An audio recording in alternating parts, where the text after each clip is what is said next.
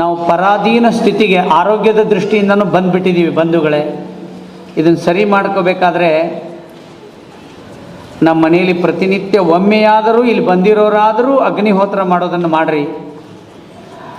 ಸಾವಯವ ಪದಾರ್ಥಗಳನ್ನು ಹುಡುಕ್ರಿ. 10 ಕಾರದ ಅದ್ರಾಗ ಒಂದು ಮಾರಿ ಒಂದು ಆಕಳ ಕರುನಾದರೂ ತೊಗೊಂಡು ಬನ್ನಿ, ಹಸು ತೊಗೊಂಡ್ಬನ್ನಿ. 1 ಎಕರೆ ಆದರೂ ನಿಮ್ಮ ಭೂಮಿಯಲ್ಲಿ ಆರ್ಗ್ಯಾನಿಕ್ ಕೃಷಿಯನ್ನು ಮಾಡಿರಿ. ಕೊನೆಗೆ ಟೆರೇಸ್ ಗಾರ್ಡನ್ನಲ್ಲಿ ಬೆಳೆಯೋದನ್ನು ಇದು ಮುಳ್ಳಿಂದ ಏನು ಬೆಳೆದಿರ್ತಿಲ್ಲ ಅಂತ ತೆಗೆದು ನಿಮ್ಮ ಮನೆಗೆ ಬೇಕಾದ ಕಾಯಿಪಲ್ಯನಾದರೂ ಆರ್ಗ್ಯಾನಿಕ್ ಪದ್ಧತಿಯಲ್ಲಿ ಬೆಳ್ಕೊಳ್ಳಿ. ನಿಮ್ಮ ಮಕ್ಕಳಿಗೆ ಒಳ್ಳೆಯ ಗುರುಕುಲ ಶಿಕ್ಷಣವನ್ನು ಕೊಡಿಸ್ರಿ.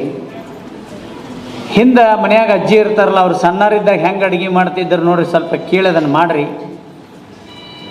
ನಾನು ಆಗಲೇ ಹೇಳಿರುವಂಥ ಷಡ್ರಸಗಳನ್ನು ಬಳಸೋಕ್ಕೆ ಶುರು ಮಾಡಿರಿ. ಕ್ಯಾನ್ಸರ್ ಕಾಯಿಲೆ ತಗ್ಗುತ್ತದೆ. ಕ್ಯಾನ್ಸರ್ ಬರಬಾರ್ದು ಅಂದರೆ ದಿನಕ್ಕೆ 3-4 ಮೆಣಸು ಕಾಳು ತಿನ್ನಿರಿ. ಶುದ್ಧವಾಗಿರೋ ಅರಿಶಿಣವನ್ನು ಅಡುಗೆಗೆ ಬಳಸ್ರಿ.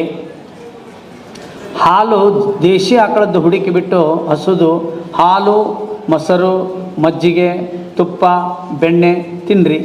ಅಥವಾ ಇದನ್ನು ದಿನ 20 ನಿಮಿಷ ಮುದ್ರೆ ಮಾಡಿರಿ, ಕ್ಯಾನ್ಸರ್ ಬರೋಂಗಿಲ್ಲ. ಇದರ ಹೆಸರು ಅಪಾನ ಮುದ್ರಾ ಅಂತ. ಇದರ ಹೆಸರು ಅಪಾನ ಅಂದರೆ ದೇಹಕ್ಕೆ ಬೇಡವಾಗಿರುವಂಥದ್ದು ಏನಿದೆಯೋ ಅದೆಲ್ಲವೂ ಹೊರಗಡೆ ಹಾಕ್ತದೆ. ಇದು ಕ್ಯಾನ್ಸರಿಗೆ ಸಂಬಂಧಪಟ್ಟಂಥದ್ದು.